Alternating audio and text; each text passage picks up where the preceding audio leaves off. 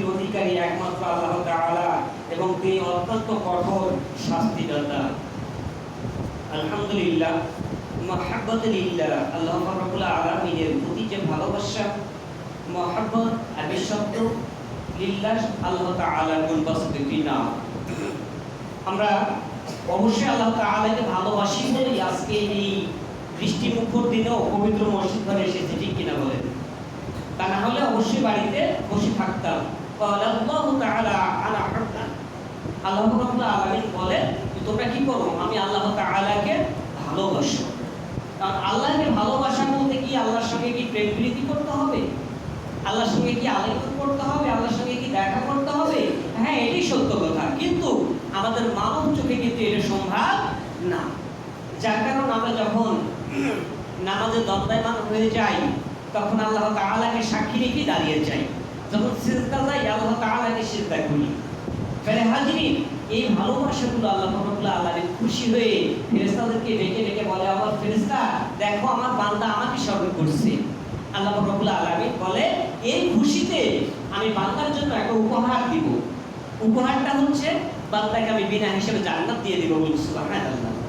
বান্দা যখন জিকির আজকার করে, আল্লাহর ধ্যানে মশগুল থাকে, আল্লাহকে বেশি বেশি ডাকে, আল্লাহ রাব্বুল আলামিন খুশি হয়ে যায়। আর বান্দা কখন ডাকে? যখন রাত্রি গভীর হয়ে যায়, পৃথিবীর সমস্ত মানুষ ঘুমিয়ে পড়ে, পশু পাখি কীট পতঙ্গ যখন ঘুমন্ত অবস্থা থেকে যায়, এই সময় আল্লাহর প্রিয় বান্দাগুলো কি করে? আল্লাহকে ডাকার জন্য নিজেকে প্রস্তুত করে নেয়। মনে রাখবেন যে দিনের সূর্য যখন উদয় হয়, আস্তে আস্তে বেলা যখন বেড়ে যায়, তখন অফিস আদালতগুলো খুলে যায়।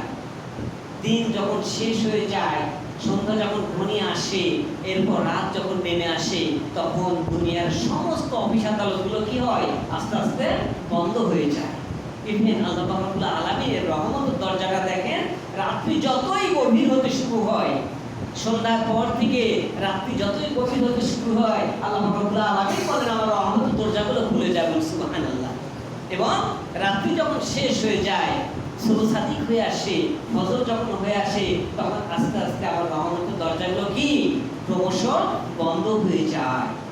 হাজিরিন, তার মানে কি আল্লাহ রহমতের দরজা কিন্তু একবার বন্ধ হয়ে যায় না, কতগুলি দরজা বান্দার জন্য আল্লাহ খোলা রাখে। কিন্তু গভীর রজনীতে, গভীর রাত্রিতে বান্দা যখন আল্লাহ তাআলার ধ্যানে পড়ে, আল্লাহ তাআলার কাছে সিজদায় পড়ে, আল্লাহর কাছে কান্নাকাটি করে, আল্লাহর কাছে নিজের মনের কথাগুলো বলে, আল্লাহর কাছে ক্ষমা চায় এবং সকলের জন্য দোয়া করে, আল্লাহ রাব্বুল আলামিন বলে ওই বান্দার যা আমার কাছে খুব পছন্দনীয় হয়ে যায়। সুবহানাল্লাহ।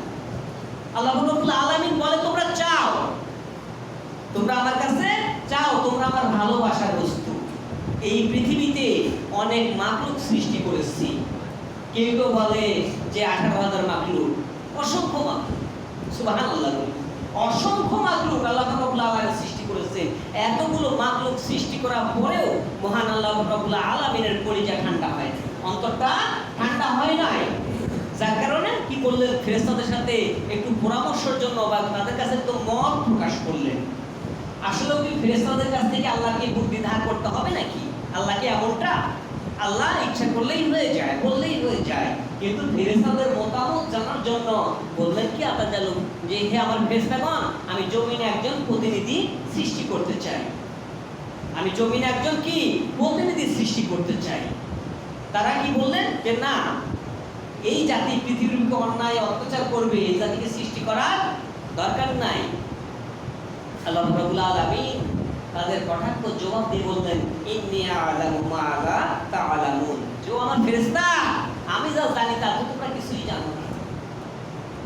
এরপর এই জাতিকে সৃষ্টি করার পর যখন এই জাতি সিজদায় পড়ে থাকে, এই জাতি যখন আল্লাহর কাছে ক্ষমা চায়, আল্লাহর কাছে বলে, আল্লাহর কাছে নিজের মনের কথাগুলো ব্যক্ত করে, আল্লাহ রাব্বুল আলামিন ফেরেশতাদের কাছে ওই কথাটাই তুলে ধরে বলে আমার ফেরেশতা দেখো আমার বান্দা আমাকেই ডাকছে। গভীর রাত্রি হয়ে যায়, সকলে ঘুমে পড়েছে, কেউ তো জাগ্রত নাই। আমার বান্দা সিজদায় পড়েছে, সিজদায় পড়ে সুবহান রাব্বিয়াল আলা শব্দটি উচ্চারণ করেছে। আমি যে মহান এই কথা সাক্ষ্য দিয়েছে, আমি আল্লাহ সাক্ষ্যতে এত খুশি হয়ে যাই, বান্দার মনের চাওয়া সম্পূর্ণ পূর্ণ করে দিবেন। সুবহানাল্লাহ। শুধু তাই নয়, ও আমার ফেরেশতা তোমরা সাক্ষ্য থেকে যাও, আমি আল্লাহ পাক রব্বুল আলামিন বলে দিলাম, আমার যে বান্দা আমাকে সিজদায় করে ডাকে আর আমাকে সিজদায় করে যে আমার নাম ধরে কাঁদে, আমি আল্লাহ এই ব্যক্তির জন্য জান্নাত অবধারিত করে দিলাম। সুবহানাল্লাহ।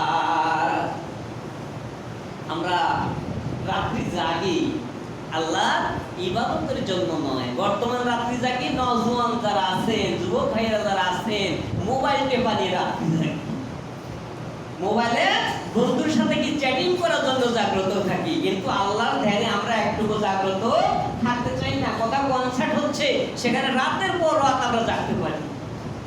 কোথাও গান হচ্ছে, কোথাও আনন্দ উল্লাস হচ্ছে, সেখানে আমরা অসংখ্য রাত্রি জাগ্রত হতে পারি।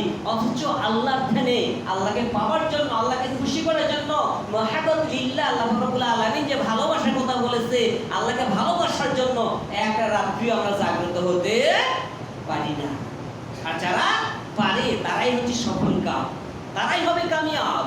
পারে কিন্তু যুবক ভাইয়েরাই এটা বেশি পারে। তার কারণ তারা মোবাইল হাতে নিয়ে মার করতে করতে যদি রাত 12টা একটা কখন বেজে যায় বুঝতে না পারে, তারা কি পারে না সুবহান রাব্বিয়াল আলা শব্দটা সিজদায় করে একবার বলতে? অবশ্যই তারা পারে। হাজিরিন, লক্ষণীয় বিষয় হচ্ছে এটাই আমরা অনেক পিছিয়ে আছি। আর যতক্ষণ নিজের সন্তানাদি, নিজের পরিবার পরিজন, নিজের সম্পদ, আহলাল বাইতের চাইতে মহান আল্লাহ পাক রব্বুল আলামিনকে ও তার রাসূলকে যতক্ষণ বেশি ভালো না বাসতে পারবো, ততক্ষণ পর্যন্ত আমরা পূর্ণ ঈমানদার হতে পারবো কি? পারা যাবে না।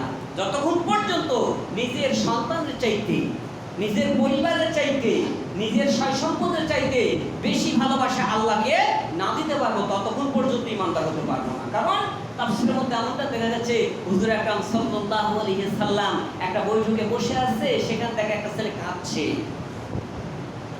ছেলের কান্না দেখে হুজুর আকরাম সাল্লাল্লাহু আলাইহি সাল্লাম সাহাবীদের লক্ষ্য করে বললেন, আমার সাহাবী, তোমরা এমন কে আছো যে এই সন্তানের চোখের পানিটা মুছে দিতে পারো?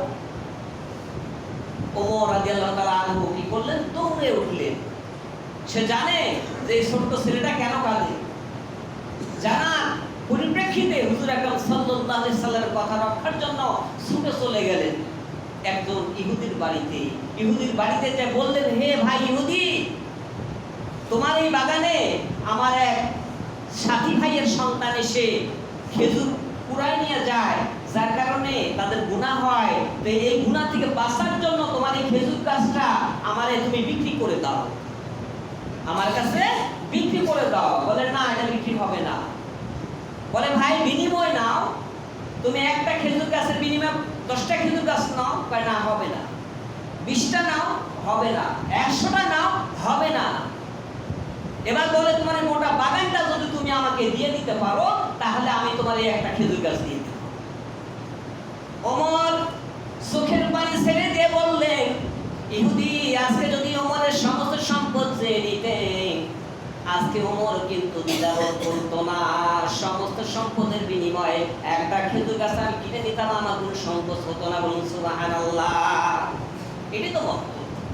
এটাই হচ্ছে ভালোবাসা। তার সম্পদের দিকে খেয়াল নাই, তার খেয়াল হচ্ছে একজন তার সাথী ভাইয়ের সন্তান কান্নাকাটি করে, অন্যের গাছ থেকে খেজুর কুড়া নিয়ে আসে, সেটা সে করতে দিবে না, হালাল পন্থায় তাকে খেজুর খাওয়াবে, যার কারণে একটা গাছের জন্য একটা গোটা বাগান সে দিয়ে দেয়। বলুন সুবহানাল্লাহ।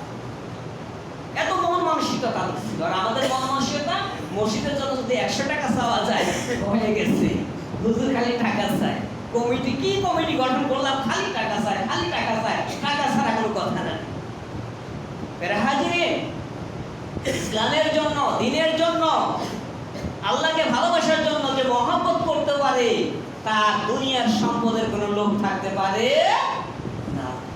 জীবনেও তার দুনিয়ার সম্পদের লোভ থাকতে পারে না। আমরা তো দুনিয়ার মহব্বতে পড়ে গেছি।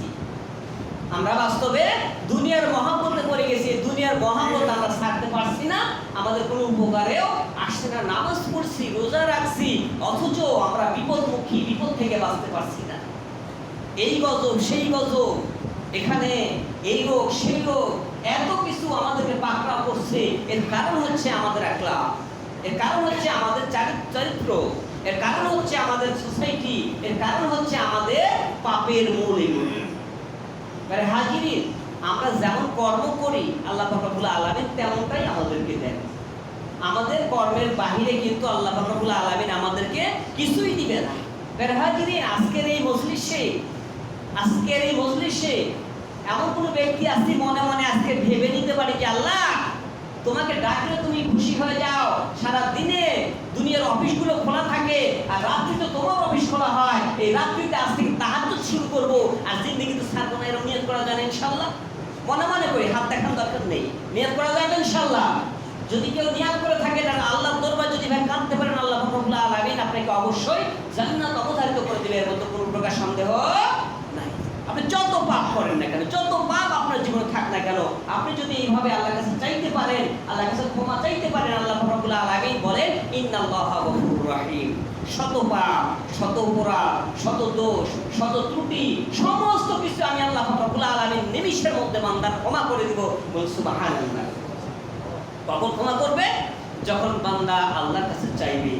না চাইলে আল্লাহ কিন্তু এমনি এমনি ক্ষমা করবেন না। কারণ মা যখন সন্তানের কান্না শুনে তখন তার সন্তানের কাছে যায় যে মা ওই সন্তানকে একটু খানা খাওয়াইতে হবে, সন্তান কাঁদছে তার মানে কি সন্তানকে ক্ষুধা লেগেছে, এমনি এমনি কিন্তু মা যেতে চায় না।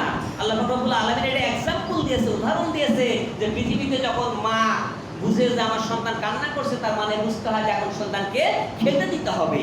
আমার আল্লাহও ঠিক এমনটাই চায় যে আল্লাহর কাছে বান্দা যখন চায়, বান্দা যখন আল্লাহর কাছে চায়, আল্লাহ রাব্বুল আলামিন বুঝতে পারে আমার এই বান্দা বিপদে পড়েছে, মুসিবতে পড়েছে, যার কারণে আমি আল্লাহর কাছে কাঁদছে, আমি আল্লাহর কাছে চাইছে, আমি আল্লাহ রাব্বুল আলামিন কি নয় বান্দার জন্য ছুটে চলে যাই। ফাসকুরুনি আযকুরুকুম ওয়াশকুরুলি ওয়ালা তাকফুরুন। বান্দা তুমি যদি আমার দিকে এগোয় আসো, আমি আল্লাহ রাব্বুল আলামিন তোমার দিকে ছুটে চলে যাব। বলি সুবহানাল্লাহ।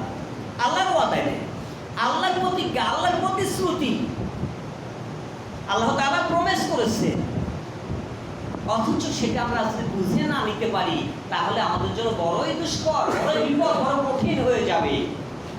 হাজিরিন, আল্লাহ পাক রব্বুল আলামিন আমাদেরকে ভালোবাসা দিয়েছেন, যার কারণে আমাদেরকে সৃষ্টি করেছেন, আমাদেরকে মহব্বত করেছেন, যার কারণে আমাদের জন্য জান্নাত তৈরি করেছেন। এই জান্নাতে যাওয়ার জন্য আমরা সকলের প্রস্তুত আছি তো ইনশাআল্লাহ?